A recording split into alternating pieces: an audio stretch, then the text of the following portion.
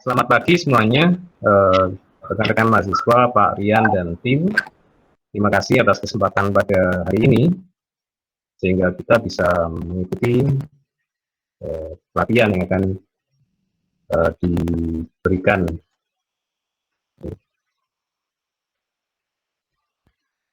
Sebentar.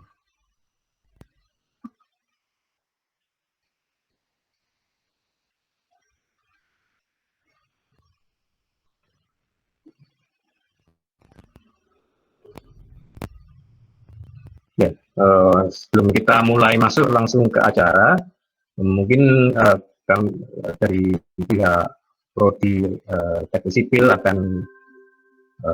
ketua akan diwakili oleh ketua Prodi kami untuk menyampaikan sedikit sambutan tentang acara pada hari ini. Untuk waktu kami persilakan untuk Pak Didi untuk memberikan sambutan. Silakan Pak. Ya, baik Pak Agus. Suara saya terdengar jelas ya?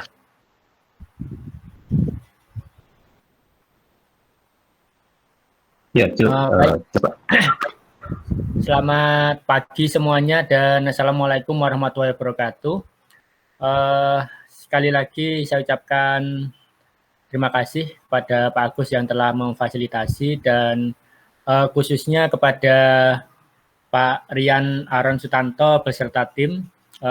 Saya sampaikan banyak-banyak terima kasih yang telah memfasilitasi sekaligus juga berbagi ilmu ya kepada kami semuanya, khususnya kepada para mahasiswa di Teknik Sipil UIK. Terima kasih banyak Pak Rian. Jadi ini adalah kesempatan yang luar biasa, saya pikir. Dan seharusnya teman-teman dosen maupun mahasiswa bisa memanfaatkan ini dengan sebaik-baiknya, gitu ya. Baik yang masih aktif sebagai mahasiswa maupun yang sudah alumni. Saya lihat tadi ada Julius dan teman-teman juga yang sudah lulus. Ketika menjadi alumni bukan berarti berhenti belajar, gitu ya. Jadi ketika ada kesempatan, ya mari dimanfaatkan sebaik-baiknya. Apalagi ilmu yang akan diajarkan oleh Pak Rian ini adalah ilmu yang sangat aplikatif, gitu ya. Jadi pasti nanti akan banyak berguna di dunia kerja.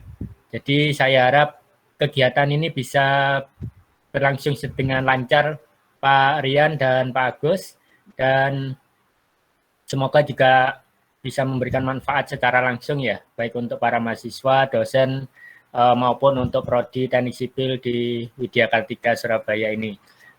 Mohon maaf Pak Rian jika nanti ada hal-hal yang kurang ataupun yang perlu dibenahi di acara ini dan juga di teknisnya nanti. Saya harap kita bisa bertemu secara langsung Pak Rian ya. Jadi ini mohon maaf belum bisa bertemu, ini pas masih ada halangan saya. Padahal ini nanti nextnya kita akan coba berkolaborasi lebih jauh lagi. Saya pikir banyak hal nanti yang bisa kita kerjasamakan secara langsung Pak Rian, seperti itu. Semoga di awal ini nanti bisa menjadi awal yang baik ya kerjasama kita, dan saya harap semua yang hadir hari ini dan nanti yang menyusul bisa konsisten ya, konsisten dan komitmen untuk benar-benar menyimak dan harus bisa mengambil sesuatu dari acara ini gitu. Jadi cobalah konsentrasi dan harus bisa gitu ya. Saya yakin Pak Rian dan timnya juga berkepentingan agar ilmu-ilmu yang disampaikan juga bisa terserap seperti itu. Jadi keberhasilan acara ini tentu juga akan dipengaruhi kedua belah pihak. Jadi harapannya baik kalian dari sisi peserta harus bisa semaksimal mungkin seperti itu. Kalaupun nanti ada yang kurang paham atau kurang jelas, langsung tanya gitu ya. Dan kalau ada kesempatan untuk bimbingan ataupun konsultasi, silakan dimanfaatkan. Saya harap Pak Agus, Pak Leo, dan juga Pak Doni barangkali nanti juga bisa membantu teman-teman mahasiswa untuk bisa memaksimalkan pemahaman dan aplikasinya, gitu ya. Kalau ilmu nanti tidak digunakan, kadang juga akan berkurang dan lupa. Jadi apa yang diajarkan semoga bisa langsung dipraktekkan dan aplikasikan di perkuliahan ataupun di pekerjaan nanti. Mungkin itu dulu dari saya, Pak Rian, Pak Agus, dan teman-teman semuanya. Sekali lagi terima kasih dan semoga acara ini lancar, berkah, dan juga membawa manfaat untuk kita semuanya. Dari saya cukup sekian. Wassalamualaikum warahmatullahi wabarakatuh. Selamat siang semuanya. Terima kasih, Pak. Ya. Terima kasih, Pak. Ya, mungkin kita nggak berlama-lama ya. Mungkin setelah ini kita bisa langsung berikan waktu untuk Pak Rian untuk memulaikan paparannya. Tadi sudah disampaikan Pak Didi, selain mahasiswa sipil sebenarnya kita kedatangan seorang alumni di UIUS, dan kebetulan ada satu orang mahasiswa dari sastra Inggris yang juga bergabung dengan kita. Semoga bisa berguna untuk semuanya. Ya, mungkin bisa langsung saya berikan untuk Pak Rian untuk menyampaikan materinya, Pak. Baik, terima kasih Pak Didi, Pak Agus. Terima kasih kesempatannya pada pagi hari ini saya bisa diberikan kesempatan progresi untuk kedua kalinya ya, semenjak yang tempo kemarin kita sudah melakukan suatu satu seminar yang sifatnya itu global atau makro mengenai bagaimana fenomena konstruksi di Indonesia dan bagaimana kami selaku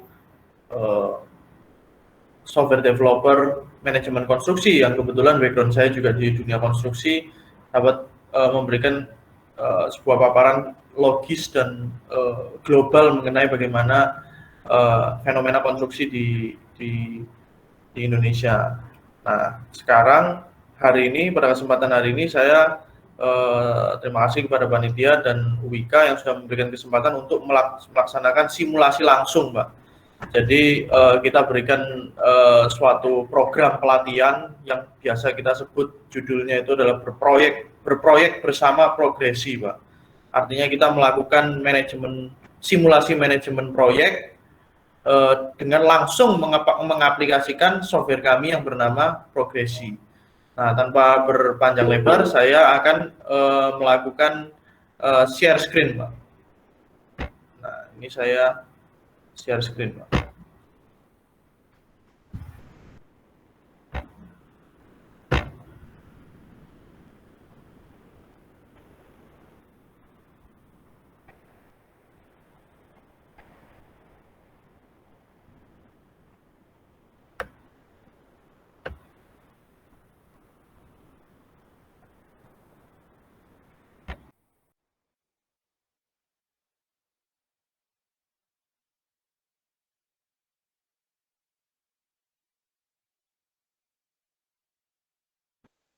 Baik, untuk pertama-tama saya ingin memperkenalkan website saya. Mungkin di kesempatan sebelumnya saya juga sudah memperkenalkan website saya di progresi.co.id, di mana disinilah fitur progresi itu dapat menawarkan apa saja. Jadi seluruh informasi mengenai progresi sudah berada di dalam website kami, nanti bisa dibaca kembali di website ini, dan fitur-fiturnya apa saja itu bisa klik tab fitur ini. Ini merupakan tab yang paling bermanfaat, Pak,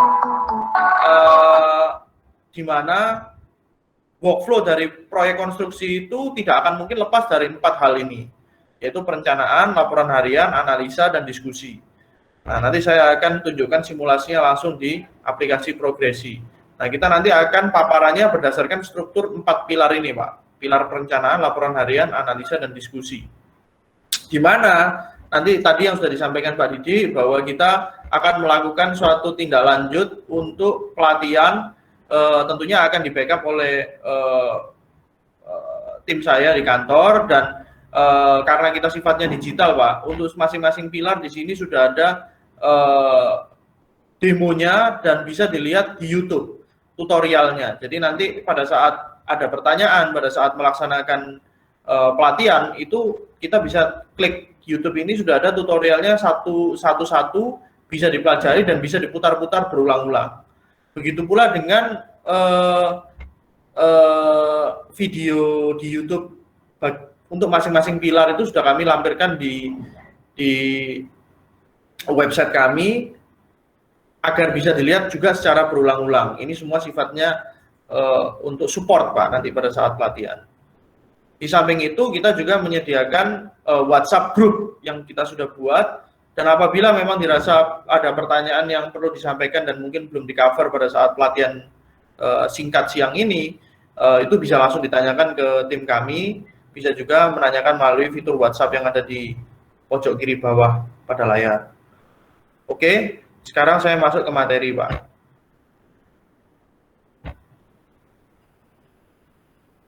Baik,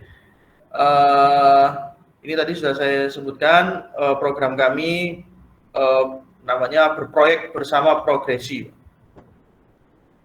Nah ini mengenai latar belakang saya di dunia konstruksi, sudah pernah bekerja pada perusahaan private dan di public sector juga. Lalu sebelumnya saya juga pernah bekerja di perusahaan teknologi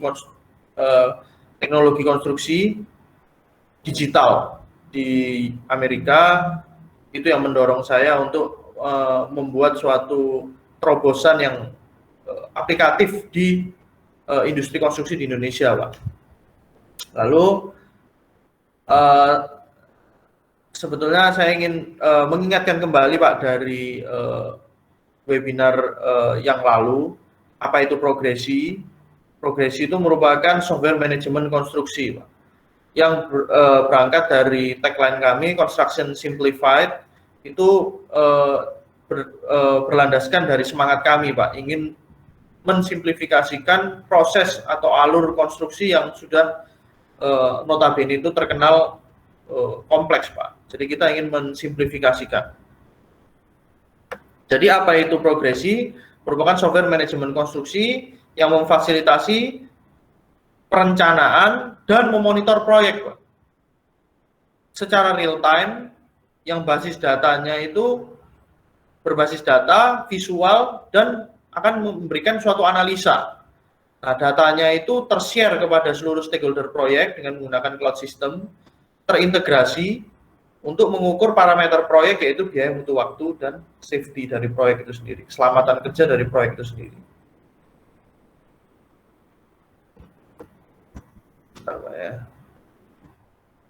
Sedikit stuck.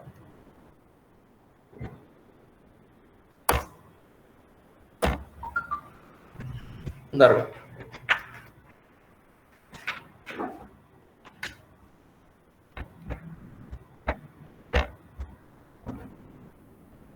Oke, kita bisa lihat pada ilustrasi pada layar, sebetulnya progresi itu seperti gambar pada layar ini, yaitu project management yang menggunakan sistem cloud yang berada pada sentral pada seluruh aktivitas pada proyek, di mana seluruh stakeholder itu dapat mengakses dan datanya itu secara transparan dapat diakses oleh seluruh peserta proyek, di mana kita melakukan yang namanya planning, lalu mengontrol proyek melalui laporan hariannya, lalu kita berkomunikasi sehingga kita dapat mengontrol proyek berdasarkan parameter yang tadi saya sudah sebutkan, biaya, mutu waktu, dan keselamatan kerja pada proyek tersebut. Nah, lalu apa sih manfaat yang kita dapatkan setelah menggunakan progresi? Tentunya kita diharapkan dapat profitnya meningkat. Lalu kita dapat menyelesaikan proyek tepat waktu atau bisa juga percepatan. Lalu kita bisa mengontrol proyek agar kualitas dari proyek tersebut bisa tercapai dan mencapai zero accident. Nah, bagaimana peningkatan profit itu dapat tercapai? Tentunya dengan melakukan pengurangan pada inefisiensi di lapangan. Lalu profit itu juga berdasarkan dari faktor penting dari proyek, yaitu material, peralatan, pekerja yang kita kontrol setiap harinya, baik jumlah pemakaian, kedatangan dari material dan peralatan, serta jumlah dari personel lapangan itu kita kontrol setiap harinya. Lalu percepatan proyek juga kita kontrol tentunya dengan memonitor jumlah pekerja di lapangan dan bagaimana progresnya untuk menentukan produktivitas dari suatu proyek.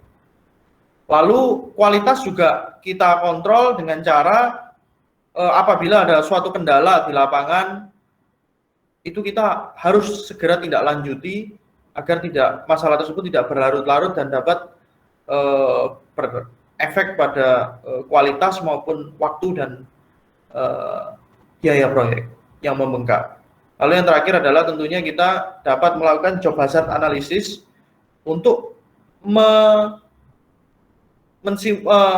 mengantisipasi bahaya kecelakaan kerja yang dapat berpotensi mengganggu kelancaran proyek. Itu kita bisa antisipasi di awal, lalu kita rencanakan bagaimana proses mitigasinya, dan kita juga monitor.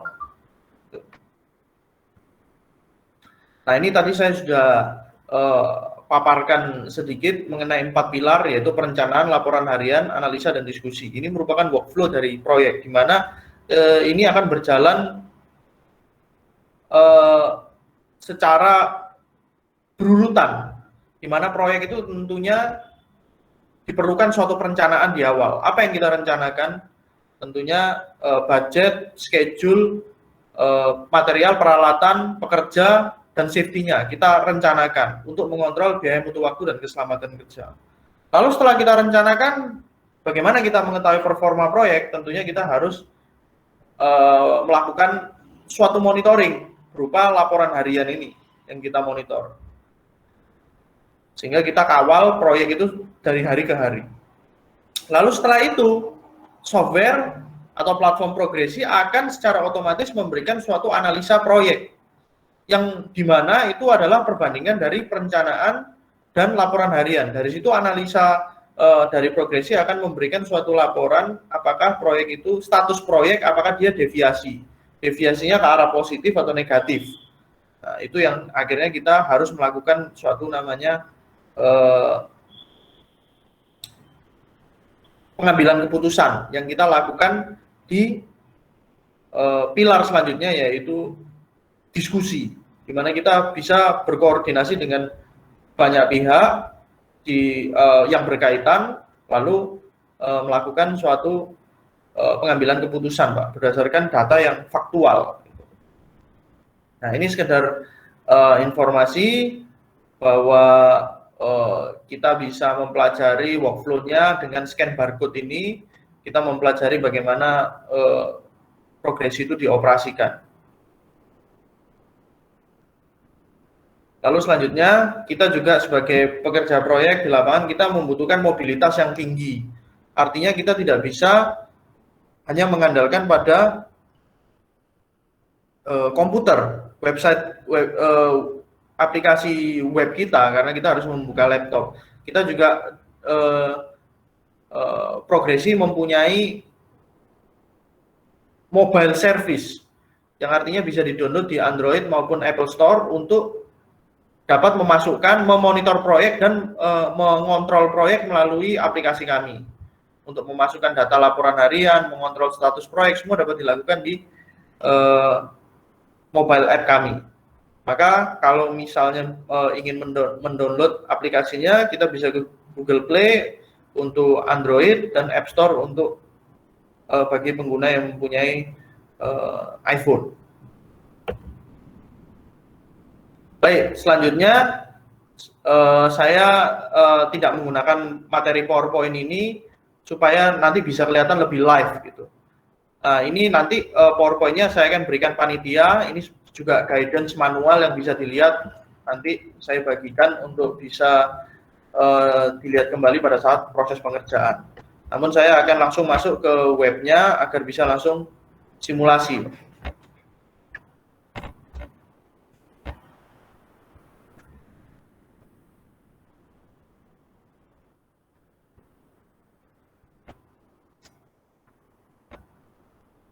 Baik, sebelum saya masuk ke sini, saya ingin memberitahu juga, menginformasikan mengenai proyek simulasinya, Pak. Jadi kita mempunyai program kurang lebih Pak 3 minggu pelatihan, di mana nanti dari masing-masing kelompok yang sudah kita bagi dan kita share di grup itu, yang terbagi-bagi menjadi 4 peran penting Pak di proyek, yaitu planner, project planner atau perencana, lalu project admin atau pelaksana di lapangan, lalu subkontraktor dan owner Pak. Semua itu merupakan 4 bagian penting di proyek yang sudah kita share di grup. Itu nanti akan mensimulasikan pemakaian progresi, lalu akan mengisi Microsoft Word ini Pak. Jadi untuk masing-masing peran dia sudah mempunyai pertanyaan yang ditanyakan untuk diisi Pak. Lalu seluruh material sudah saya juga siapkan di Excel. Jadi ini sifatnya nanti cuma tinggal mengisi Pak. Semua data sudah kita siapkan di sini untuk masukkan di aplikasi progresi. Nah, ini semua sudah kita siapkan untuk kita nanti langsung masukkan di aplikasi progresi. Apakah durasinya harus 3 minggu? 3 minggu itu merupakan format standar yang kita gunakan. Jadi pertemuannya hanya hari ini dan nanti setelah selang 3 minggu Pak, di mana kita merunut urutan dari 4 pilar ini, di mana perencanaan kita selesaikan dahulu, baru setelah itu kita lakukan laporan harian. Laporan harian ini 7 hari Pak. Jadi setiap harinya memasukkan laporan harian, datanya sudah kita siapkan. Nah kalau misalnya dirasa bisa memasukkan laporan harian lebih dari 1 hari, itu bisa Pak, dimungkinkan. Tapi tentunya harus ada laporan harian dulu yang sudah terisi Pak. Perencanaan dulu yang sudah terisi baru bisa mengisi laporan harian. Itu. Jadi laporan harian ini kan sifatnya controlling Pak. Bagaimana seseorang bisa mengontrol apabila perencanaannya saja standarnya masih belum dimasukkan. Jadi yang paling pertama adalah perencanaan. Jadi antara grup yang berperan nanti antara satu bagian dengan bagian yang lain ini akan berkesinambungan. Baik, selanjutnya saya akan menunjukkan mengenai simulasi penggunaan progresi Pak. Oke, tentunya pertama kali kita lakukan yang namanya mengisi master, Pak. Jadi kita mengisi master. Master di sini merupakan seluruh, karena ini masternya material, berarti kita memasukkan seluruh material yang ada di proyek. Kita masukkan, kita tambahkan terus di sini kita bisa klik tambah, lalu kita tambahkan terus materialnya. Begitu pula dengan peralatan, jenis pekerja dan tipe kecelakaan. Itu kita masukkan dulu di database, dan ini tidak harus dimasukkan semua di awal. Kita hanya perlu untuk memasukkan agar nanti pada saat kita melakukan perencanaan di sini di perencanaan bar chart kita itu semua kita nanti tinggal memasukkan dari apa yang kita sudah masukkan di data master. Tapi ini kita bisa lakukan secara berkala, Pak. Baik, selanjutnya saya di pilar perencanaan, Pak. Perencanaan yang pertama. Oke, yang kita dapat lihat pada layar sebetulnya ini merupakan sesuatu hal yang bukan yang spesial, Pak. Ini standar RAB, di mana sudah ada elemen task di sini atau aktivitas pekerjaan, lalu ada harga satuan, lalu ada quantity, tentunya subtotal dan bobot ini menghitungkan, program akan menghitungkan secara otomatis. Nah, lalu kita melakukan yang namanya perencanaan, Pak. Perencanaan kapan setiap aktivitas itu dimulai dan berakhir, durasinya berapa, itu sudah kita siapkan semua di data kita, Pak, sesuai supaya seragam gitu, Pak. Nah, setelah Bapak masukkan di sini, dia akan keluar, Pak, bar chartnya di bawah ini mengenai ketergantungan aktivitas atau scheduling ya, Pak ya. Ini bagi mahasiswa yang masih mengambil kelas scheduling mungkin bisa langsung praktek ini, bagaimana menghubungkan antara satu aktivitas dengan aktivitas yang lain, lalu dia menghasilkan suatu keterkaitan aktivitas, urutan dan durasinya, sehingga kita juga bisa mengukur yang namanya critical path. Ini critical path kita tekan di sini, kita bisa lihat apa saja aktivitas yang dilalui lintasan kritis. Ini yang dapat kalkulasi otomatis yang bisa dimanfaatkan juga untuk mengetahui apa saja aktivitas-aktivitas kritis. Yang dimana kalau misalnya kita telat pada aktivitas yang dilalui lintasan kritis, berarti terjadi kemunduran pada proyek. Begitu pula sebaliknya, apabila terjadi percepatan ya dia akan memendek gitu. Baik. Nah, lalu apa yang kita rencanakan? Nah, yang kita rencanakan dari setiap aktivitas adalah material, peralatan, dan pekerjanya. Jadi kalau predesesor itu tadi untuk merencanakan schedule-nya, sekarang kita akan berbicara mengenai perencanaan material, peralatan, dan pekerja. Oke, kita lihat satu-satu, Pak. Ini kalau misalnya sudah diisi, dia akan keluar cawangnya, Pak. Nah, ini sudah diisi semua, dia akan keluar cawangnya. Kalau ini masih diisi 3, ya dia nggak keluar cawangnya. Artinya masih harus diisi. Oke, jadi kita masuk ke material untuk pembesian. Nah, di sini kita dapat lihat pembesian tulangan 4 diameter 12. Di sini membutuhkan material apa saja. Nah, ini yang kita nanti harus masukkan, Pak. Bisa kita pilih material. Ini kurang lebih seperti RAP, Pak. Rencana anggaran proyek untuk material. Jadi ini kita bisa tambahkan juga, bisa tambahkan terus. Kalau misalnya materialnya lebih dari 2. Nah, ini kan bisa didapatkan dari analisa, Pak. Analisa aktivitas, Pak, atau analisa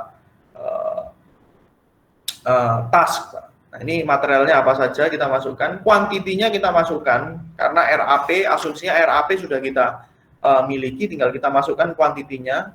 Lalu kita masukkan tanggal diterimanya material. Nah, pertanyaannya bagaimana kita bisa membayangkan atau memvisualisasikan tanggal berapa sih material bendrat atau material besi ini kita masukkan ke lapangan. Tentunya kita mempunyai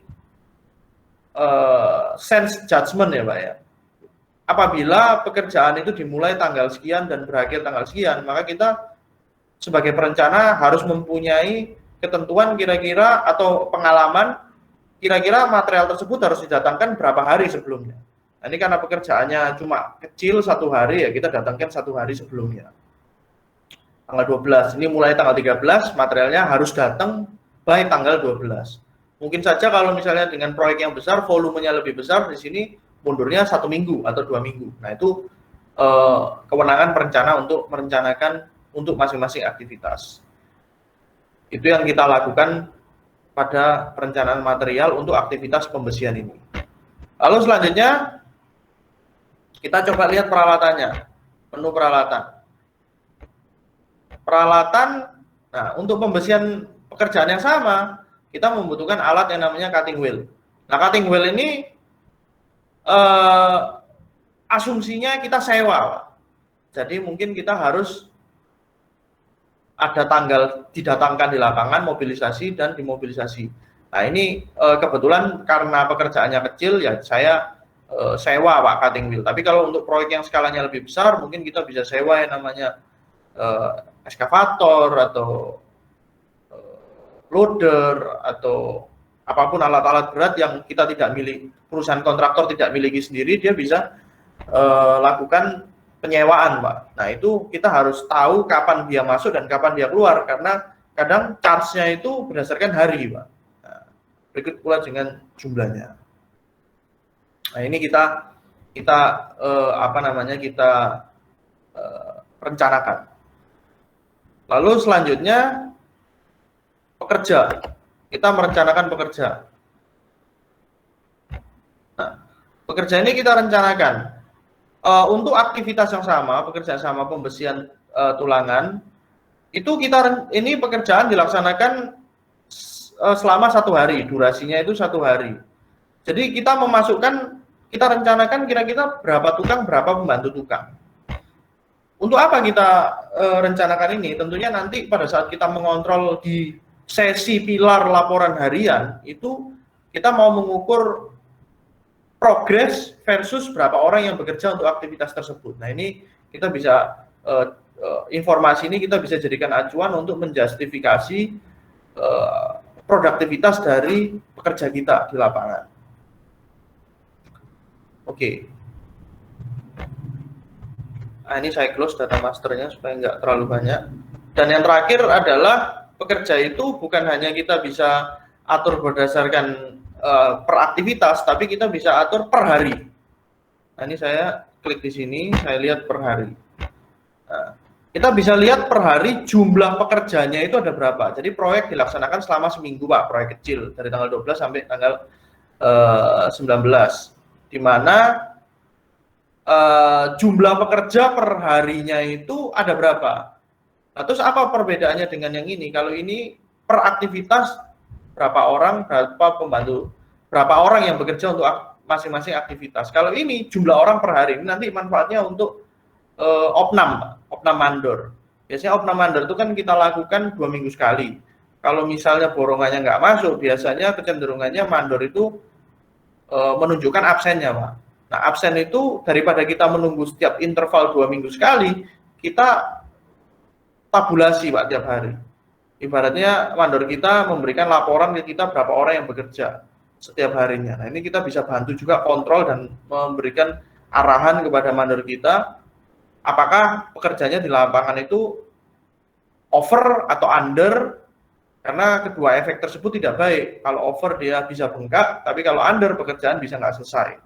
Kan seperti begitu, kita bisa memberikan arahan dan kita bandingkan dengan produktivitas di lapangan supaya apakah dengan orang sekian banyaknya atau sekian sedikitnya itu sudah bisa mencapai target yang kita harapkan. Nah, bagaimana penampakannya? Nampaknya seperti ini.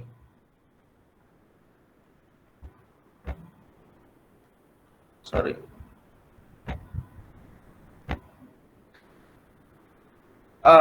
Ini yang tadi kita sudah masukkan dari setiap aktivitas yang kita masukkan tadi di halaman utama, dia akan keluar rekapnya per hari. Jadi per hari ini tanggal 15 ada berapa tukang, ada berapa pembantu tukang untuk aktivitas apa saja, itu akan tertulis di sini, tercantum di sini, dan berapa jumlah orangnya. Nah, ini ada pertanyaan nih, kalau dilihat ini kok dalam satu hari jumlah orangnya ada banyak, tapi kok di sini cuma 7 aja. Nah, ini memungkinkan bahwa orang yang sama itu mengerjakan aktivitas lebih dari satu, gitu. Sehingga dia bersamaan di sini. Jadi fungsinya berbeda antara mengontrol berapa jumlah orang yang bekerja di lapangan untuk hari tersebut dengan berapa jumlah orang untuk mengerjakan aktivitas tersebut. Nah, ini perbedaannya. Ini terus baik.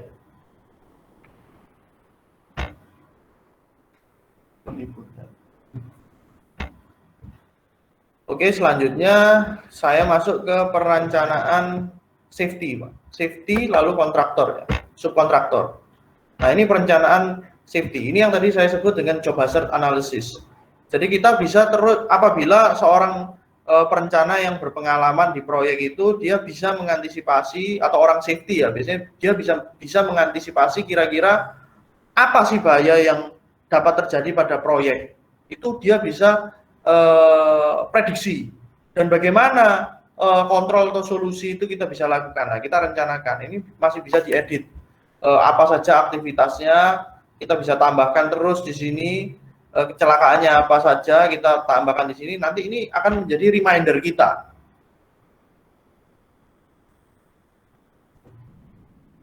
Baik, ini kita bisa terus tambahkan ini. Banyak kecelakaan kita bisa terus tambahkan agar dia bisa nanti membantu kita untuk mengingatkan di sistem kita. Baik, yang terakhir adalah perencanaan subkontraktor. Nah, perencanaan subkontraktor ini kita juga bisa mengontrol subkontraktor kita. Nanti sifatnya itu adalah dari subkontraktor ke general kontraktor itu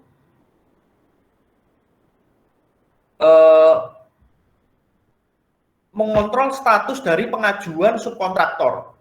Nah, ini seperti yang kita lihat pada layar bahwa ini item pekerjaan subkontraktor, skopnya ini. Lalu nanti untuk setiap periode tertentu, pasti subkontraktor akan mengajukan penagihan kepada general kontraktor. Misalnya dia sudah mengerjakan berapa persen, 15%, 20%, dia akan menagih. Nah, tagihan pengajuannya itu bisa diterima atau ditolak oleh general kontraktor berdasarkan kesepakatan kedua belah pihak. Nanti akan saya tampilkan di laporan harian yang menunjukkan bahwa, atau analisa yang bisa menunjukkan pada bagaimana subkontraktor itu pengajuannya dikontrol setiap harinya, dan bagaimana subkontraktor itu memasukkan berapa orang laporan harian pada laporan harian untuk mengontrol berapa orang sih yang bekerja juga pada proyek ini. Karena kadang kita bekerja dengan subkontraktor itu tidak dengan materialnya, bisa material plus upah, tapi bisa saja juga upahnya saja atau bisa juga dengan materialnya saja. Nah, itu yang kita membutuhkan satu variabel tambahan, yaitu berapa orang sih yang bekerja pada proyek yang dikelola oleh subkon tersebut. Nah, itu kita bisa kontrol nanti.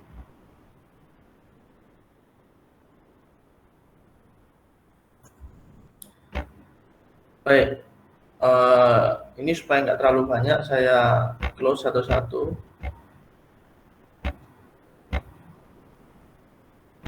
Oke, bab perencanaan yang paling terakhir adalah ini, Pak. Ini setelah kita memasukkan perencanaan pada masing-masing aktivitas, kita mempunyai rekap ini, Pak. Jadi dari material, saya mempunyai rekap. Jadi ke kanan, kolom ke kanan ini merupakan seluruh material yang kita masukkan tadi pada setiap aktivitas, dan ke bawah itu kuantitasnya, ini kuantitinya, beserta satuannya, kuantitinya, terus tertabulasi, terus dia akan ada kumulatifnya di bawah ini, lalu dia mempunyai perkiraan di paling sebelah kanan ini adalah kira-kira berapa rupiah untuk RAP materialnya saja, Pak. Ini materialnya saja. Nah, lalu bagaimana dengan peralatan? Peralatan juga sama. Jadi ke kanan ini, kolom ke kanan ini peralatannya apa saja, lalu di sini kuantitasnya, Pak.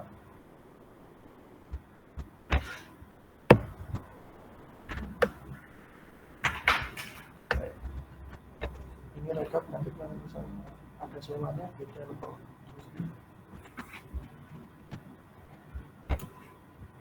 Dan yang terakhir adalah pekerja. Nah, pekerja ini juga rekap setiap harinya berapa orang, berapa tukang, berapa pembantu tukang, dia akan tertabulasi di sini beserta jumlah pekerja yang dipekerjakan pada proyek pada setiap harinya. Itu akan tertabulasi di sini. Oke, dengan demikian perencanaan, bab pilar perencanaan sudah selesai, Pak. Lalu kita masuk ke dalam laporan harian. Seperti apa laporan harian? Oke, kita masuk ke laporan harian.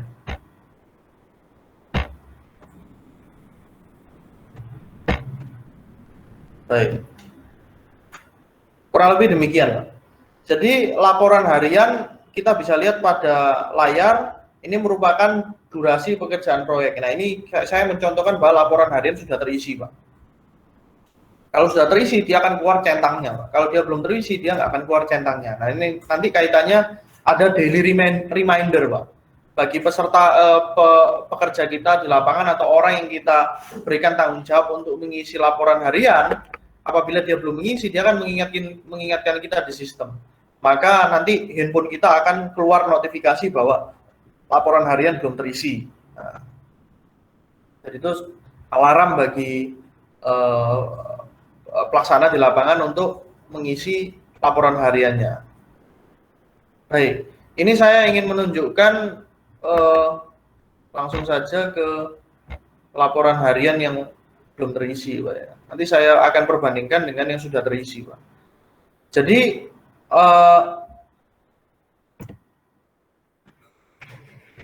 laporan harian itu terdiri dari beberapa segmen, Pak. Sebetulnya sama seperti yang kita sudah rencanakan. Tapi ini saya akan go through sebentar. Yang pertama adalah progres. capaian progres dari proyek. Lalu selanjutnya adalah jumlah pekerjanya. Lalu pemakaian material. Lalu penerimaan material. Nah, mob demo peralatan, lalu cuaca, dan foto-foto yang bisa kita gunakan untuk menjustifikasi bagaimana perkembangan di proyek berupa, dan data-data yang sudah dilampirkan di atas itu justifikasinya seperti apa, harus ada lampiran fotonya.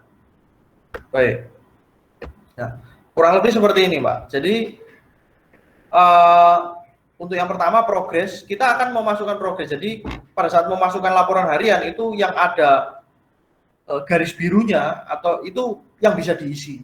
Sedangkan yang nggak ada garis birunya seperti 3 kolom ini penghitungan otomatis. Nah, ini sistem akan membantu pengisi yang mengisi itu untuk menghitungkan otomatis, Pak. Itu karena itu sifatnya repetitif kan bisa kita sistemkan, Pak. Jadi ini akan menghitung secara otomatis. Oke, saya akan terangkan satu-satu, Pak. Mulai dari kolom capaian hari ini. Ini merupakan inputan yang harus kita masukkan. Berapa progres capaian hari ini? Dan kita masukkan itu bukan dalam rupa persentase, karena persentase akan menghitungkan otomatis untuk kita. Yang kita masukkan itu volumenya, Pak.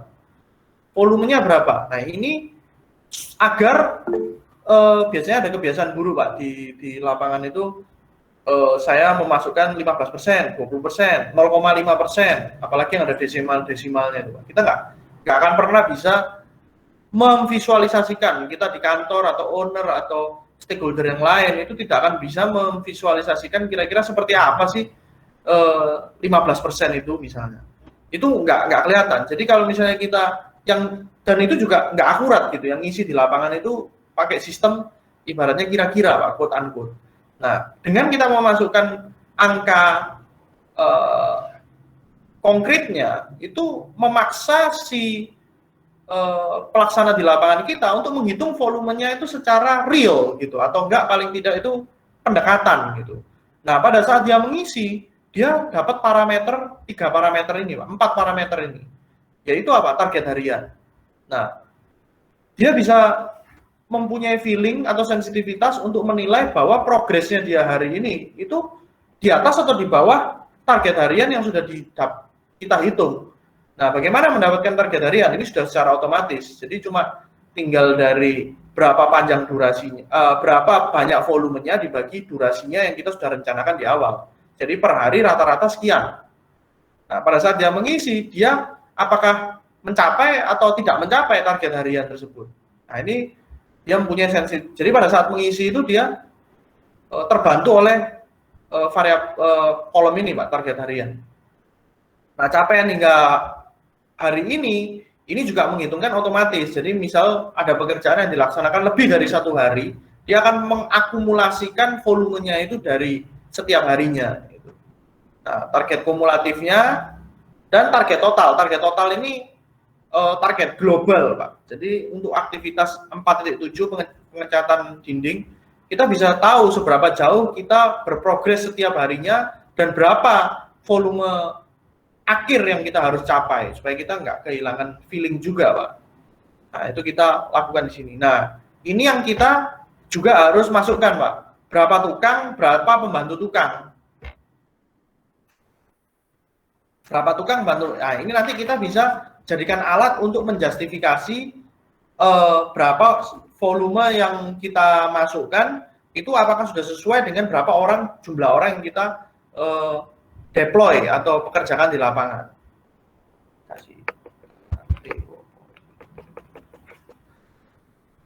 Nah, ini kita bisa juga terus tambahkan, Pak. Kita bisa terus tambahkan, kita bisa pilih itemnya apa saja di sini.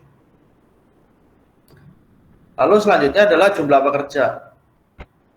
Nah, jumlah pekerja ini kita bisa terus tambahkan, Pak. Jadi ini yang tadi saya sebut sebagai opnam itu tadi. Setiap hari ada berapa tukang, ada berapa tukang cat, ada berapa tukang batu, ada berapa tukang. Nah, ini kita bisa lakukan, Pak. Sistem mengizinkan kita untuk melakukan absen pekerja setiap harinya. Ada berapa orang, jumlah hari, ini artinya dia berapa shift bekerjanya, bisa 1 shift, 2 shift, 3 shift, tergantung skala dari proyek tersebut. Ada juga variabel jumlah jam, misalnya bekerjanya 2 shift plus 2 jam. Nah, ada rate hariannya, jam-jamannya juga. Itu kita nanti masukkan di data master ini dulu, Pak. Nanti dia akan menghitungkan secara otomatis. Lalu dia akan terhitung orang harinya di sini, Pak, secara otomatis. Jadi hal-hal seperti begini kita lakukan setiap harinya agar kita tidak kaget gitu. Setiap 2 minggu itu nanti Opta Mandor itu kita mendapatkan data mentah dari mereka tanpa kita melakukan pengecekan atau monitor setiap harinya, Pak. Nah, ini sistem memfasilitasi. Lalu pemakaian material. Pemakaian material juga kita masukkan, Pak. Jadi dari aktivitas yang kita lakukan di atas ini, tentunya kita harus membutuhkan material. Nah, materialnya itu akan kita cantumkan di sini berapa kuantitinya. Nah, pada saat dia memasukkan berapa kuantitinya, dia juga mempunyai feeling, Pak. Karena dia tahu kolom ini ada penggunaan maksimalnya itu berapa. Nah, dari mana angka ini? Kita sudah rencanakan, Pak, tadi di awal. Untuk setiap aktivitas itu, kuota untuk material chat ini berapa, gitu. Itu pada saat dia memasukkan, jadi dia nggak salah, gitu. Lalu kalau misalnya dia di pekerjaan yang lebih dari 1 hari, dia akan terus mengakumulasikan berapa sisanya sih, itu dia akan terus mengurangi di sini. Lalu penerimaan material, nah ini untuk mengadministrasi ya, orang logistik, material apa saja yang datang di lapangan untuk aktivitas apa, jumlahnya berapa, dia masukkan di sini, Pak. Volumenya ini bisa terus kita tambahkan, Pak. Kita bisa terus tambahkan apa saja materialnya, tanggal berapa dia datang. Baik. Begitu pula dengan peralatan, Pak ya. Kurang lebih sama seperti material, saya nggak jelaskan, tapi prinsipnya sama, memasukkan berapa kuantitinya dan peralatan apa saja. Lalu cuaca, apabila terjadi hujan atau terjadi hal-hal yang menyebabkan keterlambatan proyek atau kendala di lapangan yang berkaitan dengan faktor alam, itu kita bisa tambahkan, Pak, di sini. Mungkin ada cuaca hujan, gerimis, dan lain-lain. Kita masukkan dari jam berapa sampai jam berapa, kita bisa berikan info. Lalu yang terakhir adalah foto, Pak. Foto ini untuk menunjang seluruh aktivitas yang kita masukkan di sini itu foto-fotonya bisa dilampirkan, Pak, di sini. Bisa foto, bisa video. Kita bisa juga lihat di handphone nanti bagaimana attachment dari mereka supaya kita bisa juga punya laporan yang bukan hanya sifatnya analitis, Pak, atau statistik data ya, Pak, tapi juga visual. Nah, itu kita bisa lampirkan di sini. Baik, kurang lebih demikian. Lalu seperti apa sih yang sudah terisi? Yang sudah terisi dia akan tampilannya seperti begini, Pak. Nah, ini yang sudah terisi laporan harian. Nah, kurang lebih seperti demikian. Ini yang sudah terisi. Nah, ini semua laporan harian ini bisa di ekspor ke Excel, Pak. Ini jadi bisa jadi data independen. Kita klik ekspor Excel, ini dia bisa di-convert ke Excel. Nah, nanti buat apa? Ya, kalau misalnya kita mau melakukan analisa di luar yang fitur yang ada di sini, kita bisa juga ekspor ke Excel. Oke. Lalu selanjutnya saya akan masuk ke laporan kendala. Nah, ini sifatnya juga laporan harian, Pak. Jadi laporan harian untuk kendala apapun yang bisa terjadi di lapangan itu kita bisa laporkan setiap harinya. Apalagi yang membutuhkan tindak lanjut. Contohnya, Pak, ini kendala lapangan, ada hujan terus banjir, Pak. Penyebabnya hujan yang sangat tebal. Solusinya apa? Oh, kita harus membuat saluran, menyodet supaya enggak lapangan galian tidak tergenang misalnya. Siapa yang melaksanakan, tanggal kejadiannya tanggal berapa, kita harus tindak lanjuti, deadline-nya tanggal berapa. Nah, itu kita harus cantumkan di sini. Ini statusnya masih open, artinya dia masih perlu tindak lanjut. Kalau dia tidak ditindaklanjuti, ya dia pasti akan berlarut-larut, nggak selesai-selesai gitu kan. Nah, ini kita statusnya masih open. Nanti kalau misalnya sudah ditindaklanjuti, tinggal kita klik close. Nanti dia suruh melampirkan foto afternya dan memberikan keterangan. Setelah itu dia sudah ditindaklanjuti. Begitu pula dengan safety. Konsepnya sama, cuma penampilannya saja Pak yang berbeda. Karena di sini ada faktor kontrol safety atau mitigasinya. Nah, ini apabila ada kendala Pak, kendala safety yang menghambat pekerjaan di lapangan, kita laporkan. Lalu selanjutnya adalah subkontraktor. Nah, ini bagaimana subkontraktor melakukan laporan harian. Nah, dia melaporkan setiap harinya berapa jumlah pekerjanya dia lampirkan berapa. Nah, ini progresnya apabila dia mengajukan bisa disetujui, tanggalnya berapa, tanggal revisinya. Kalau misalnya dia tidak disetujui, dia pasti harus revisi, Pak. Kalau dia disetujui, ya dia berarti langsung semua akan tercatat di sini siapa yang menyetujui, jam berapa, tanggal berapa. Jadi kalau misalnya ada yang menggantung, tentunya kita bisa lihat, kita bisa track tanggalnya, tanggal berapa, gitu. Berapa lama dia menunggu, kurang lebih demikian.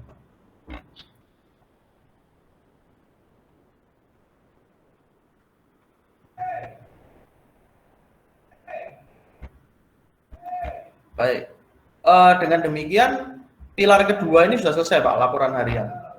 Ini saya tutup supaya tidak memberikan kebingungan. Ini berarti nanti misalnya analisanya mesti orang.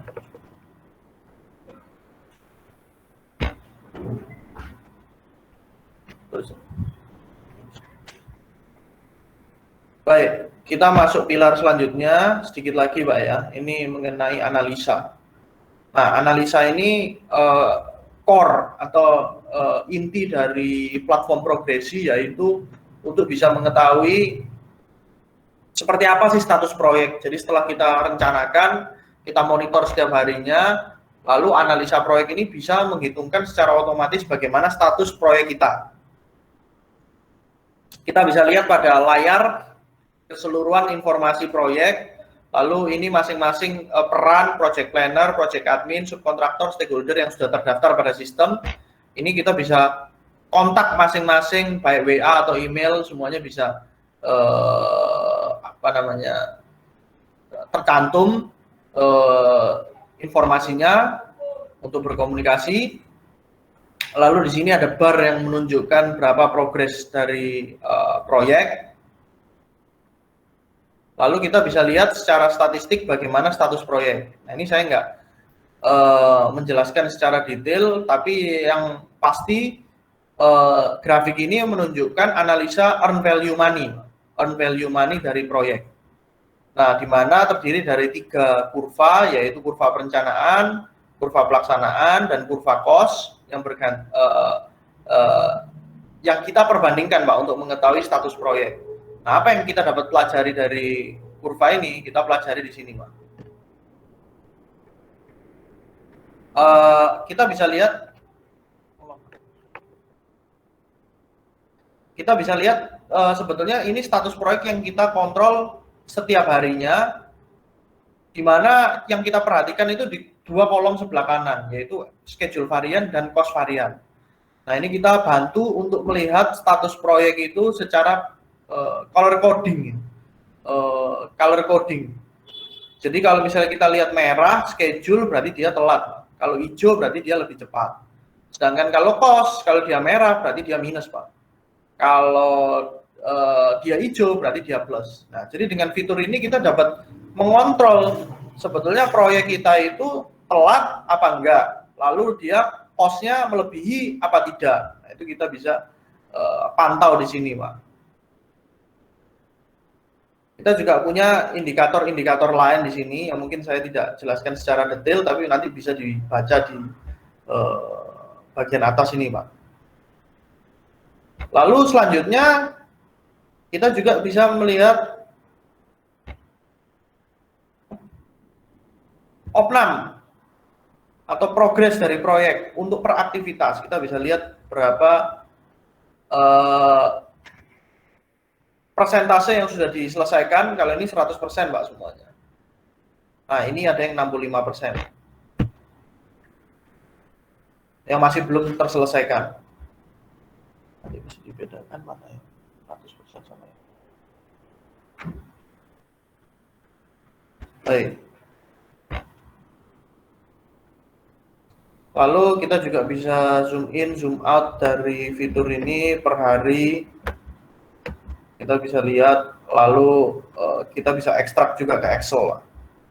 Begitu pula dengan pekerja, kita bisa mengetahui berapa pekerja setiap harinya, perbandingannya, apakah sudah sesuai dengan apa yang direncanakan. Itu kita bisa lihat di sini, Pak. Kita bisa zoom in dan zoom out. Lalu kita bisa lihat juga statistik mengenai jenis pekerja, berapa orang jumlahnya bekerja, berapa shift setiap harinya, dan kita bisa manfaatkan fitur ini untuk menganalisa pekerja tertentu. Periodenya juga kita bisa filter berdasarkan dari tanggal berapa sampai tanggal berapa, itu kita bisa pilih di sini.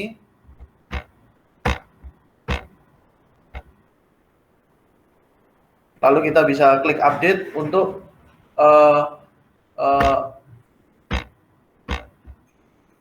memfilter tanggal berapa periode yang kita mau lihat pekerjanya.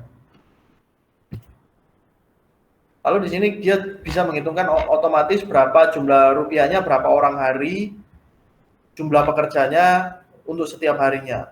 Nah, ini analisa yang kita bisa lakukan.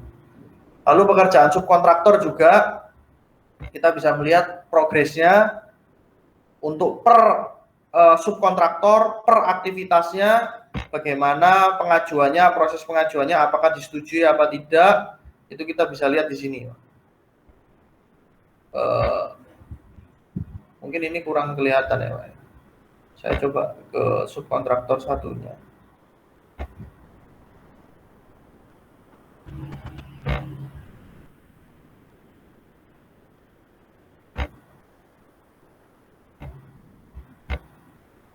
Oh, ini anu. Ini kalau di close mesti balik atas. Mungkin yang ini, Pak.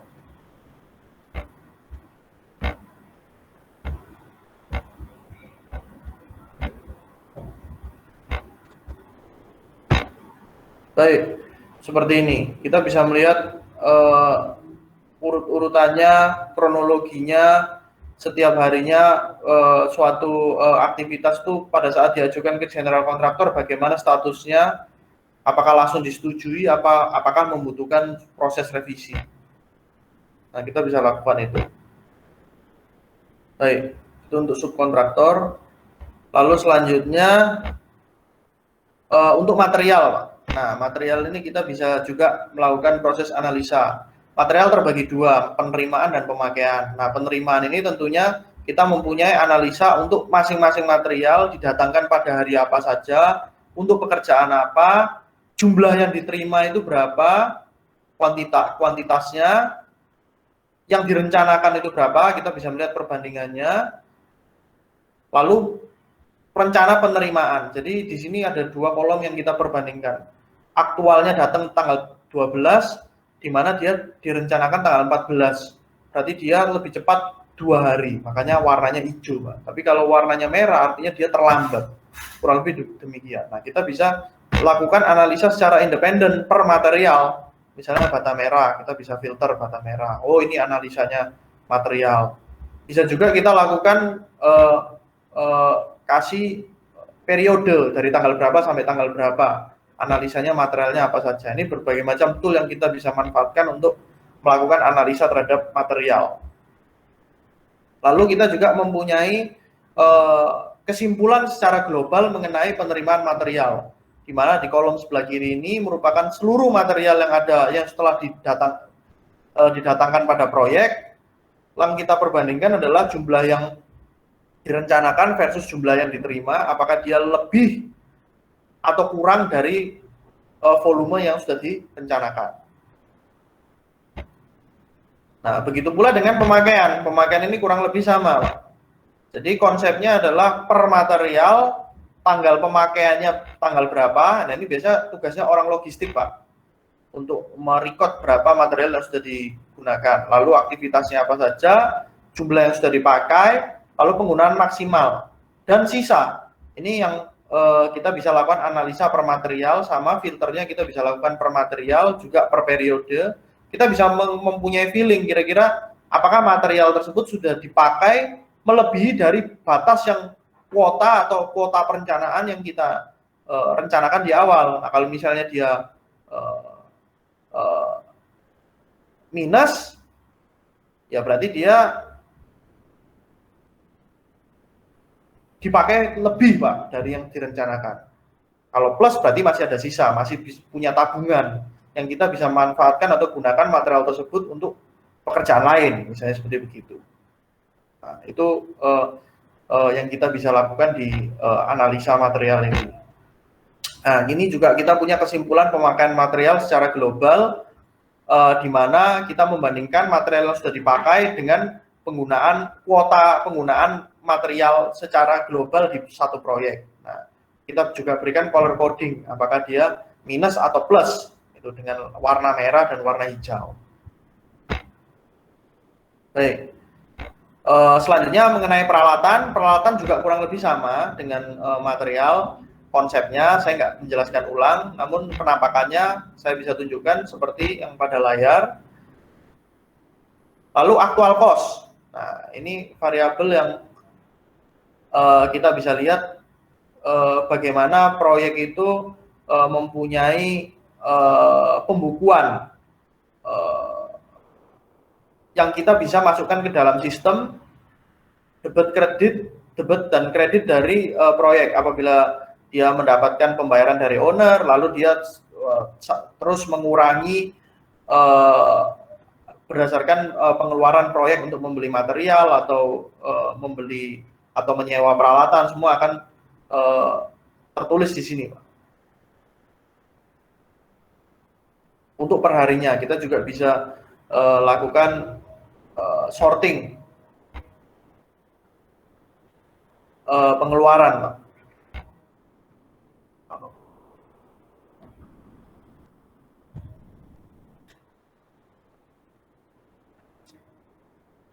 Lalu selanjutnya adalah kendala. Kendala ini kurang lebih sama, Pak, seperti yang tadi saya sudah sebutkan mengenai status apabila ada kendala di lapangan, dia masih open atau close untuk setiap pekerjaan. Begitu pula dengan untuk setiap kendala, lalu begitu pula juga dengan safety. Nah, ini apakah dia sudah diselesaikan atau belum permasalahan tersebut. Nah, ini masih belum. Kita bisa lihat di sini permasalahannya apa beserta dengan gambarnya.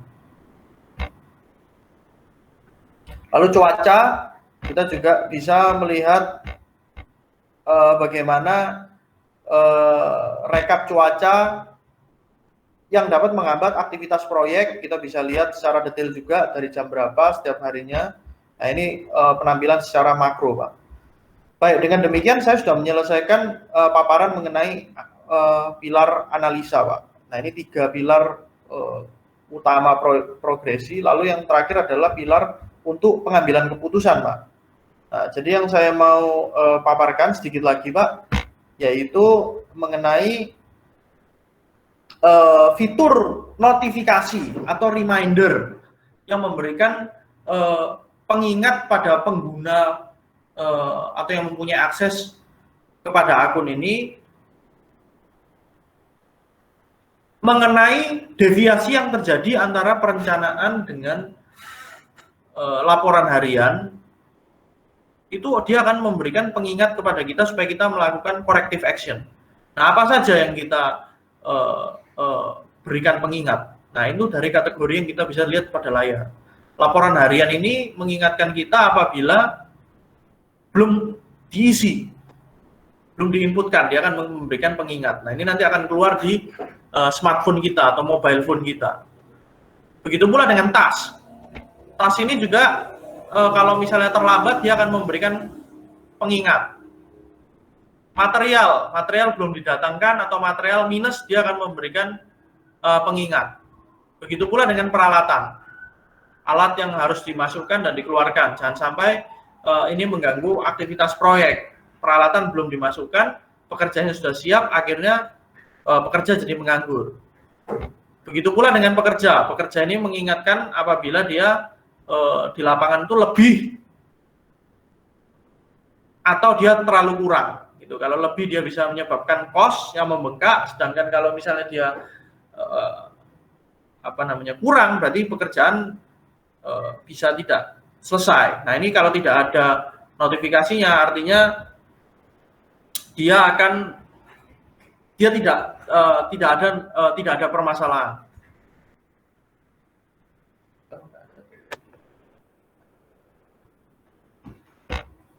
Lalu kendala, apabila ada terjadi kendala di lapangan, dia akan menunjukkan notifikasi juga, reminder juga. Apabila ada isu keselamatan mengenai apa saja, dia akan memberikan notifikasi di sini. Dan yang terakhir adalah diskusi. Nah ini nanti saya akan menjelaskan paparan mengenai diskusi, apa saja yang kita bisa lakukan di fitur diskusi.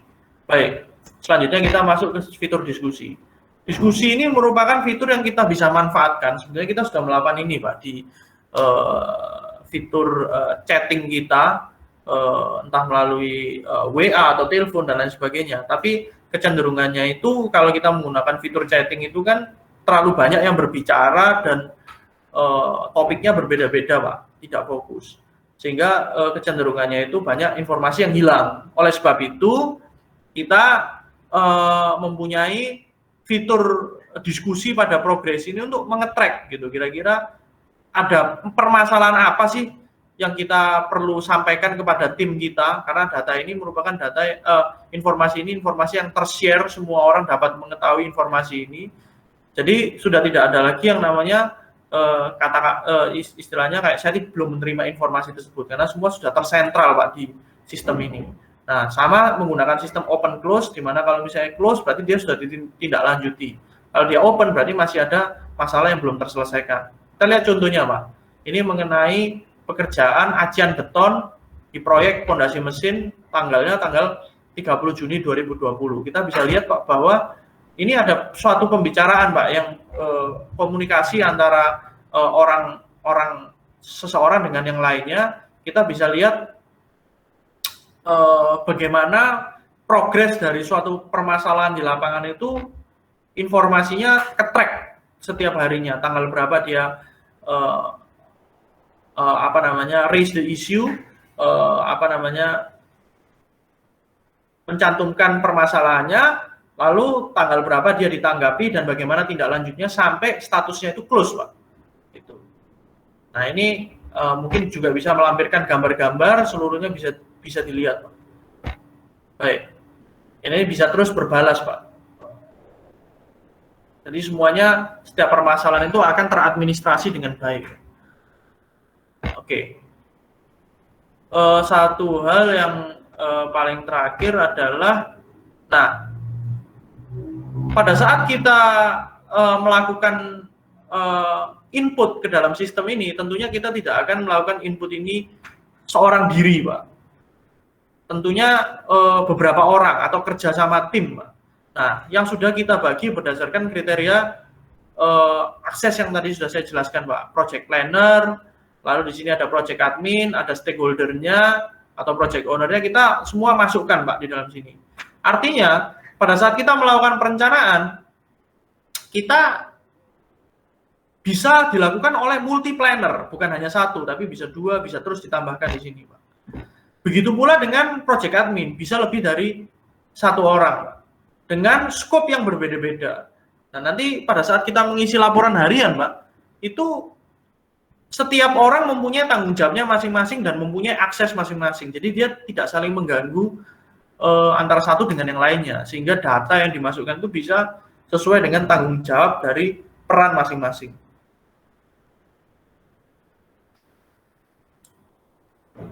Baik, kurang lebih demikian Pak secara garis besar Mungkin kalau misalnya ada pertanyaan yang saya bisa jawab, saya juga mohon maaf kalau ada yang kurang. Kalau ada pertanyaan yang bisa ditanyakan, saya bisa coba untuk menjawab, Pak. Baik, terima kasih, Pak. Ya, baik. Terima kasih Pak Aryan untuk paparannya. Mungkin bisa saya langsung berikan kepada rekan-rekan mahasiswa atau Pak Theo, Pak Didik yang kalau misalnya ada yang ingin ditanyakan. Kemudian tadi ada Niki yang sudah angkat tangan, mungkin ada yang ingin ditanyakan, Niki. Monggo. Bisa dibuka mic-nya, terus bisa langsung ditanyakan. Enggak? Hanya terpencet tadi. Maaf Pak, terpencet. Oke. Ya, silakan. Fritz mungkin bisa langsung bertanya. Ya, silakan selamat Fritz. siang Pak Rian dan Pak Agus. Terima kasih buat paparannya Pak Rian. Jadi saya ada beberapa pertanyaan untuk progresi ini. Yang pertama untuk pekerja hariannya berarti kita harus input manual ya dalam perencanaannya. Karena dilihat kan setiap item pekerjaan tadi kan kita sudah uraikan masing-masing pekerjaan untuk pekerjaan misalnya acian butuh berapa orang kayak gitu ya. Nah itu apakah kita harus tetap input manual atau program progresi bisa membantu untuk menghitungkan dari inputan kita masing-masing itu bisa menghasilkan berapa pekerja yang dibutuhkan per hari. Itu pertanyaan saya pertama Pak. Terus yang kedua untuk kita hitung pembiayaannya, itu kan biaya material kan bisa saja di dalam suatu proyek itu ada kenaikan biaya begitu Pak Rian. Nah itu apakah dimungkinkan ya satu item material tapi harganya berbeda-beda kayak gitu. Itu pertanyaan saya yang kedua. Dan pertanyaan saya yang ketiga itu untuk peralatan Pak ya.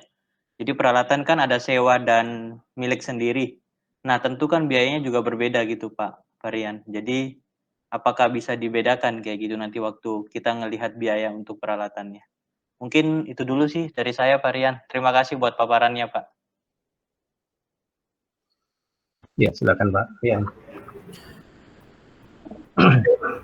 Ya, Fritz ini kebetulan mahasiswa SIPIN kita, Pak. Jadi kebetulan beliau juga sebenarnya sudah di dunia praktisi dan kebetulan SIPIN di kelas manajemen proyek. Jadi mungkin banyak pertanyaan yang lebih spesifik ya. Lebih, baik. Ya, silakan. Baik. Terima kasih Fritz atas pertanyaannya. Saya bisa jawab satu-satu ya pertanyaannya. Jadi untuk pekerja itu memang jawaban singkatnya harus dimasukkan satu persatu setiap aktivitas. Jadi pekerja tadi saya sudah sampaikan memasukkannya itu ada dua. Yang pertama adalah memasukkan pekerja per aktivitas. Itu untuk nantinya fungsinya itu untuk mengukur produktivitas dari pekerja. Jadi progresnya lalu berapa pekerjanya. Jadi harus dimasukkan per aktivitas itu berapa pekerja. Nah, yang kedua, fitur yang kedua memasukkan jumlah pekerja per hari. Gitu, per hari. Ini fungsinya berbeda dengan yang pertama. Yang pertama untuk mengukur produktivitas, yang kedua untuk bisa mengetahui berapa sih maksimal orang pekerja per hari tersebut itu berapa, itu perlu kita administrasikan karena kita pasti sebagai perencana di proyek itu sudah mempunyai perkiraan bahwa misal saya mengerjakan pondasi nih, pada saat saya mengerjakan pondasi, periode pengerjaan pondasi itu saya maksimal berapa orang di lapangan. Nah itu kita bisa masukkan, misalnya satu mandor khusus galian dan pembesian, misalnya total 25 orang, tergantung skala proyek tentunya. Misalnya saya contohkan 25 orang. Selama berapa lama? Ya kita lihat di perencanaan kita untuk mengerjakan item tersebut misalnya 2 bulan.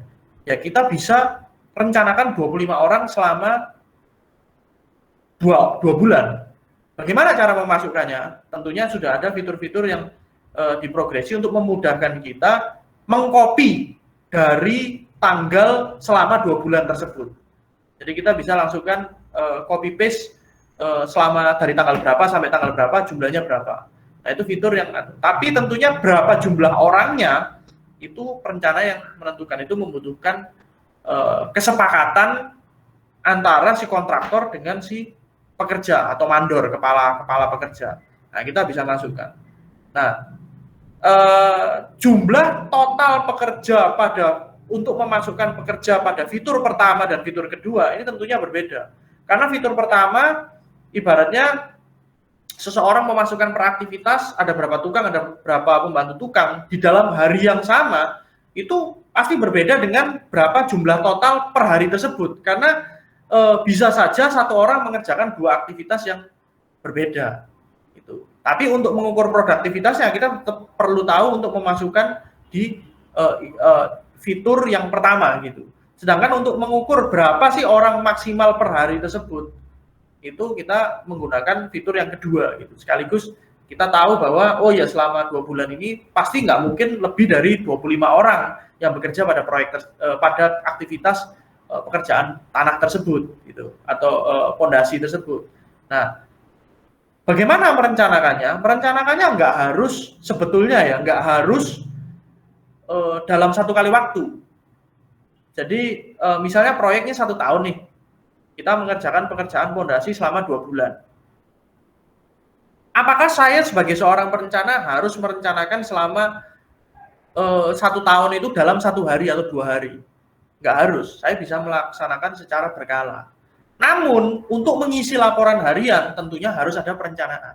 Jadi mungkin kita bisa pecah gitu loh, kita bagi. Mungkin ngisinya, saya nggak mau pusing pekerjaan 3 bulan ke depan, karena saya masih mau fokus sama pekerjaan 2 bulan ke depan, yaitu pekerjaan pondasi atau pekerjaan tanah. Ya saya fokus merencanakan di 2 bulan awal itu saja. Saya selesaikan dalam waktu entah 1 hari atau 2 hari. Selebihnya nanti mengikuti. Itu bisa juga gitu untuk faktor pekerja. Nah, ini mudah-mudahan menjawab. Nanti kalau ada pertanyaan lagi bisa disampaikan kembali. Itu untuk pertanyaan nomor 1. Pertanyaan nomor 2 mengenai eskalasi harga dan change order. Kurang lebih seperti demikian. Eskalasi harga bisa, Pak. Jadi bisa kita sesuaikan, nanti kita buat, pilihannya ada banyak. Kita bisa cantumkan item baru dengan dengan harga yang baru, atau kita juga bisa mengedit harga dari item yang lama. Jadi tentunya bisa. Nah, namun untuk change order itu kan berbicara mengenai perubahan ya, yang sifatnya itu dinamis, tidak statis seperti apa yang kita rencanakan dari awal terus berlaku satu proyek. Itu nanti kita sedang buat juga namanya fitur dokumen kontrol. Itu nanti yang kaitannya dengan pergantian scope, penambahan scope, ruang lingkup, pengurangan dan lain sebagainya. Itu nanti ada di fitur dokumen kontrol. Kita masih belum rilis, Pak, karena masih kita bangun sekarang. Jadi jawabannya itu. Lalu yang terakhir, apakah bisa dibedakan antara peralatan sewa dan beli? Bisa, Pak. Jadi kalau mau bisa dilihat pada layar, sorry. Nah, di sini sudah ada, Pak, peralatan sewa maupun beli. Dan nanti pasti rate-nya akan berbeda. Karena kalau sewa itu kan berarti ada satu variabel tambahan. Kalau beli kan berarti peralatannya cuma tinggal digunakan berapa kuantitasnya berapa gitu per harga satu kali harga satuan. Kalau sewa kan berarti ada variabel waktunya, digunakan selama berapa durasi, berapa hari atau berapa bulan dengan harga satuan per hari atau per bulan. Kurang lebih demikian. Baik, terima kasih Pak Rian untuk jawabannya. Ya, baik, terima kasih. Mungkin yang lain ada yang bertanya? Silakan.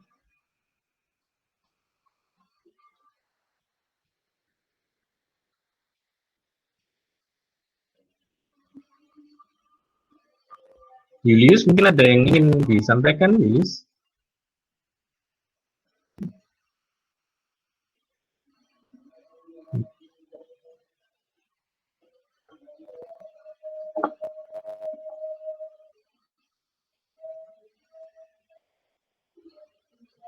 Ya, belum. Mungkin kalau dari saya ini Pak, mungkin untuk memulai ya, tadi kan kita sudah akan dibagi dalam beberapa role ya, penugasan. Itu kira-kira siapa yang akan menjadi apa, yang mengawali, terus urutannya seperti apa? Baik Pak, jadi langkah pertama adalah kita tentunya mengikuti pilar yang tadi saya sebutkan di awal. Jadi kita nggak lepas dari sini. Yang paling pertama adalah perencanaan. Ini yang paling vital dan paling pertama. Jadi kita set up proyeknya dulu. Nanti dibantu sama tim saya. Nanti tim saya akan berkoordinasi dengan TIC dari masing-masing. Jadi ada kelompok, ada regu, Pak. Kalau kelompok itu kelompok 1, kelompok 2. Kalau regu itu berarti berdasarkan role masing-masing. Regu planner, regu admin, regu subkon, regu owner, kan gitu Pak.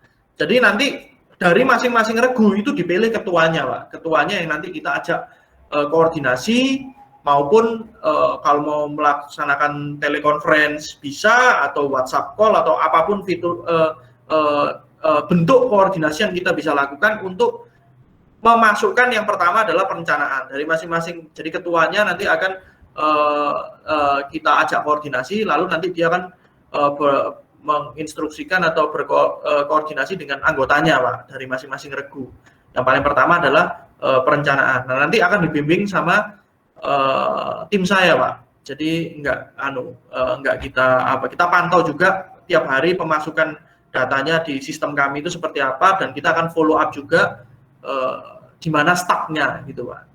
Kurang lebih demikian. Tapi konsep berpikirnya itu pasti yang pertama kita lakukan perencanaan, yang kedua kita lakukan monitoring, dan monitoring ini tidak akan pernah bisa dilakukan kalau perencanaannya belum selesai Pak. Gitu. Kalau analisa ini otomatis Pak, nggak perlu masukkan apa-apa, dia akan otomatis menghitungkan otomatis. Nah, oleh sebab itu nanti dari masing-masing peserta itu akan mengisi pertanyaan-pertanyaan ini setelah mereka memasukkan data di bagaimana pengalaman mereka. Ini pertanyaannya seputar evaluasi Pak. Nanti masukkan saja kritik dan saran dan pertanyaan di pertanyaan ini. Namun datanya semua sudah tersedia Pak. Kita sudah sediakan semuanya.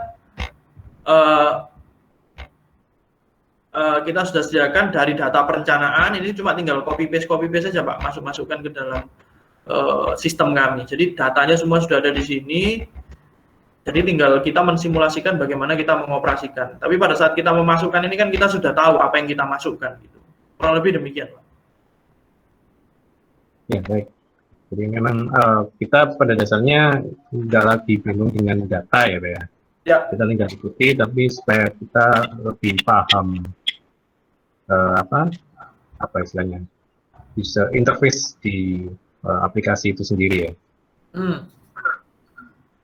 Terus mungkin ini kan kebetulan kita masih simulasi Pak. Kalau misalnya kita gunakan ini di Project View, apakah ada pendampingan tidak dari pihak progresi terhadap tim yang menggunakan? Ada Pak. Jadi tim kami memang tersedia 24 jam. Jadi kembali lagi saya informasikan kembali bahwa jangan khawatir bagaimana tutorial penggunaan progresi, karena semuanya sudah terupload online. Jadi untuk melihat step by step-nya bisa diulang-ulangi, karena ini kan produk digital Pak. Jadi kita bisa lihat step by step-nya itu melalui play on YouTube. Ini di YouTube lengkap semuanya.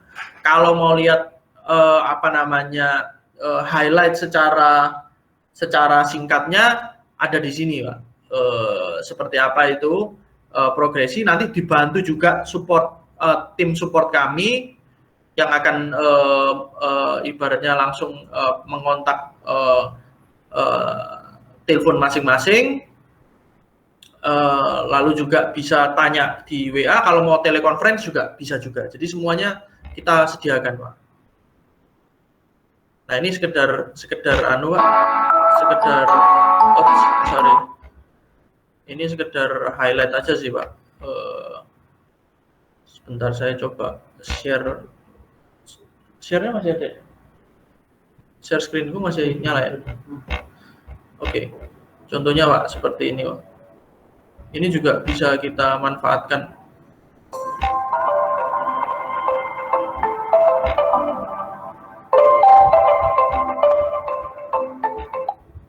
Sebentar Pak.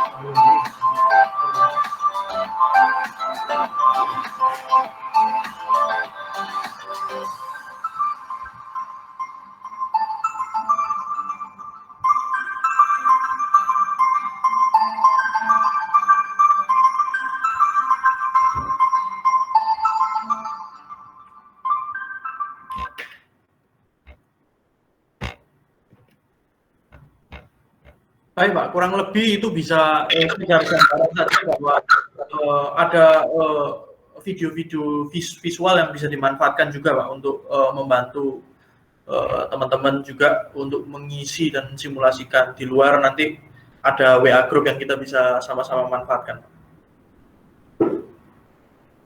Ya, baik. Mungkin Pak Leo atau Pak Didi ada pertanyaan Pak? Sementara belum Pak Agustinus, harus nyoba langsung ini Pak. Oh iya ya. Ya, saya setuju sih. Mungkin karena kita hari ini akan belajar tentang satu aplikasi ya. Itu lebih enak kalau kita bisa langsung praktekkan. Biasanya baru muncul pertanyaan-pertanyaan waktu kita praktekkan. Tadi angkat-angkat lagi, mungkin ada yang ingin disampaikan? Iya Pak Agus, saya mau tambah pertanyaan boleh Pak ya? Silakan. Iya, melanjutkan pertanyaan dari Pak Agus mengenai dua hal ya, mengenai Project Real itu untuk program progresinya sendiri, kalau misalnya kita gunakan untuk Project Real itu biayanya seperti apa ya Pak Rian ya, dan penggunaannya dari awal kita mau pakai itu bagaimana kayak gitu. Terus itu yang pertama.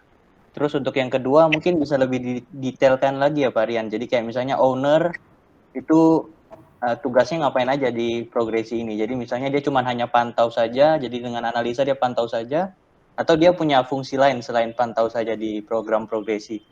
Terus kalau planner kan mungkin lebih ke perencanaan ya, jadi semua perencanaan mungkin dia handle kayak gitu.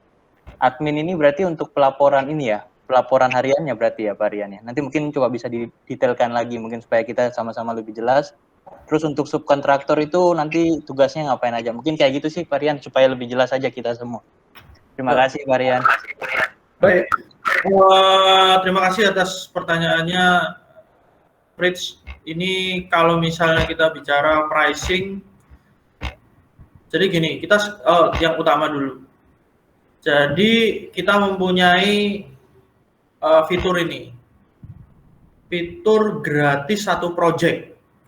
Jadi project itu andai kata misalnya Fritz mempunyai perusahaan kontraktor, bagaimana Fritz berpartisipasi menggunakan software progresi. Untuk yang perdana itu ada program gratis satu proyek. Artinya bisa menggunakan progresi untuk satu proyek saja dengan unlimited durasi. Jadi mau proyeknya 2 tahun atau setahun atau 3 bulan itu gratis satu proyek. Usernya tak terbatas sebanyak-banyaknya. Nah, nanti kalau misalnya sudah merasa puas dan merasa cocok, ingin mengelola proyeknya menggunakan progresi, baru kita menggunakan fitur komersil. Komersilnya seperti apa? Ini di sini sudah ada harganya. Jadi per bulan 2 juta. Kalau misalnya mau yang berlangganan 6 bulan, 10 juta. Kalau misalnya 1 tahun, 18 juta. Tentunya ini sudah ada efisiensi atau diskon lah istilahnya. Kalau misalnya kita pastinya yang lebih lama, lebih efisien, lebih murah gitu. Kurang lebih demikian. Nah, itu kalau misalnya nah, apa yang didapatkan? Proyeknya menjadi sebanyak-banyaknya, tidak ada batasan. Asal berlangganan tiap bulan. Lalu jumlah usernya tidak terbatas, boleh sebanyak-banyaknya. Itu untuk menjawab pertanyaan nomor 1 dari Fritz. Lalu yang kedua mengenai peran masing-masing dari akses progresi. Yang pertama adalah perencana. Kalau perencana ya dia merencana, dia harus memasukkan item-item yang saya sudah sediakan Excel-nya ini. Ini kita sudah sediakan di sini. Lalu kalau misalnya laporan harian yang memasukkan project admin, yang sudah kita juga sediakan datanya, informasinya di sini. Lalu project owner, dia melakukan apa? Ya dia nggak melakukan apa-apa karena project owner itu merupakan orang yang sudah membayar jasa kontraktor dan dia hanya justru mendapatkan fasilitas, mendapatkan informasi dari kontraktor. Apa yang didapatkan ya? Seluruh status dari proyek tersebut. Yang tadi yang sudah ditunjukkan di paparan saya tadi. Gitu. Jadi owner nggak melakukan apa-apa, dia melihat. Tapi nanti pada saat dia mengisi di Microsoft Word di sini, dia akan menjawab pertanyaan yang jumlahnya lebih banyak mengenai analisa. Nah ini tim project owner, dia akan menjawab pertanyaan di sini. Lalu subkontraktor, dia memasukkan pekerja dari masing-masing dari setiap harinya dan mengajukan invoice, mekanisme invoice ke general kontraktor. Jadi bisa disimpulkan bahwa sebetulnya peran yang tadi saya sudah sebutkan mulai dari project planner, project admin, owner, dan subkontraktor ini merupakan peran real yang ada di lapangan apabila kita benar-benar menjalankan proyek itu ya seperti demikian, dan diharapkan antara satu peran dengan peran yang lain itu saling berkoordinasi dan bekerja sama gitu, bukan perencana dia bekerja merencanakan sendiri terus ada missing link atau gap dengan pelaksana di lapangan. Begitu pula dengan subkontraktor dan owner, mereka harus sama-sama saling bekerja sama dan mungkin ada deviasi dari pekerjaan di lapangan yang dilaporkan oleh project admin, ya owner juga berhak untuk mengamati, mensupervisi. Jadi owner itu tugasnya ya mensupervisi perencana dan mensupervisi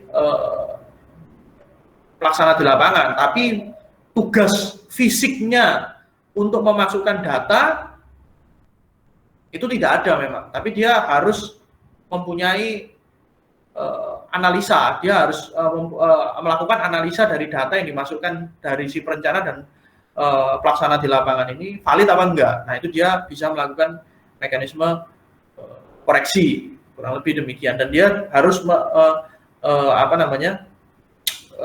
memberikan suatu hasil analisanya pada file ini.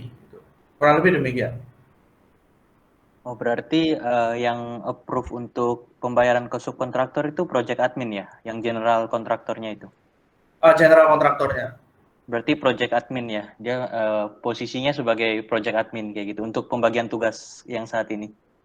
Ya betul sekali. Oh oke. Untuk masuk-masukan harga pembelian purchasing juga project admin berarti ya Pak Rian? Untuk purchasingnya, pembelian barang dan lain-lain sebagainya. Itu dari planner itu. Oh. Perencana di planner, harganya sudah masuk, nanti project admin akan memasukkan progres pemakaian material yang tadi fitur-fitur yang saya sudah paparkan di khusus laporan harian. Gitu. Oh oke. Soalnya kan bisa saja merencanakan harganya segini, tapi nanti waktu pembeliannya harganya beda kan. Jadi otomatis kan harus yang isinya yang berbeda juga, bukan yang perencana ya, atau bagaimana ya Pak Rian? Mungkin untuk klarifikasi saja. Nanti bisa diberikan catatan Pak, dan koordinasi antara pelaksana di lapangan dan perencana apabila diperlukan untuk merubah harga, ya dia akan merubah harga. Nah itu tadi bisa dengan mekanisme penambahan item dengan harga baru atau modifikasi dari harga lama, atau menambahkan master dengan harga baru, itu juga bisa Pak. Berarti tetap fungsinya perencana yang isi ya, kalau ada perubahan harga waktu pembeliannya. Ya. Oke, baik. Terima kasih, Pak Rian. Baik. Terima kasih. Ya, baik. Ya, mungkin